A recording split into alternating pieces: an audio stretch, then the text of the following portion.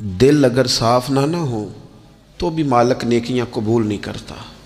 پاک ہوئے تے پاک ہی ملدا ہی تے بنا پاکوں پاک نہیں ملدا۔ اے سارے وجود دے تون دے نالوں اکو تولا ہے ٹکڑا دل دا۔ یہ جو پاکیزگی ہے نا دل کی، یہ نہ ہو تب بھی نیک اعمال اس کی بارگاہ میں قبول نہیں ہوتے۔ نیک اعمال کی قبولیت کے لیے دل کا صاف ہونا، کشادہ ہونا، کھلا ہونا یہ بھی ضروری ہے۔ دل میں بوجھ ہو، عداوت ہو، حسد ہو، لوگوں کے لیے کینہ بھرا ہوا ہو اور اعمال قبول ہو جائیں نہ۔ اس کریم کے کچھ فیصلے ہیں، وہ اعمال کی قبولیت کے آداب بتاتا ہے۔ وہ کہتے ہیں میری مرضی سے کرو گے تو میں قبول کروں گا۔ حدیث پاک آپ کو صحیح مسلم میں ملے گی۔ نبی پاک صلی اللہ تعالیٰ علیہ وسلم فرماتے سوموار اور جمعرات والے دن لوگوں کے اعمال اللہ کی بارگاہ میں پیش کیے جاتے ہیں۔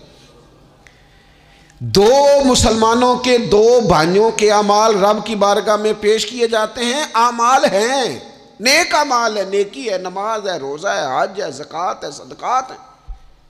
وہ نیک اعمال اللہ کی بارگاہ میں جمعرات اور پیر کو پیش کیے جاتے ہیں۔ رب کریم فرماتے ٹھہر جو ذرا ان کے اعمال کو روک دو۔ یا اللہ کیوں؟ فرمائے اس لیے کہ ان کے آپس میں نا دلوں میں نفرت ہے، گھٹن ہے، عداوت ہے۔ ان کو ذرا مہلت دو، یہ پہلے صلح کر لیں پھر ان کے اعمال بھی قبول کر لیں گے۔ کہ نہ عداوتیں پالی ہوئی ہیں، اپنے دلوں کے اندر گھٹن پیدا کی ہوئی، اختلاف کہاں نہیں ہوتا، لیکن نفرتیں پیدا کر لینا۔ کیا جرم کیا ہے بھائی نے؟ کون سا کفر کر بیٹھے ہیں رشتہ دار؟ کون سی ایسی بات نکل گئی ہے جو زندگی کے ناطے توڑ کے بیٹھ گئے ہم؟ رب کہتا ہے نہیں قبول ہوں گے ابھی اس کے اعمال، روک دو جب تک یہ آپس میں صلح نہ کر لے۔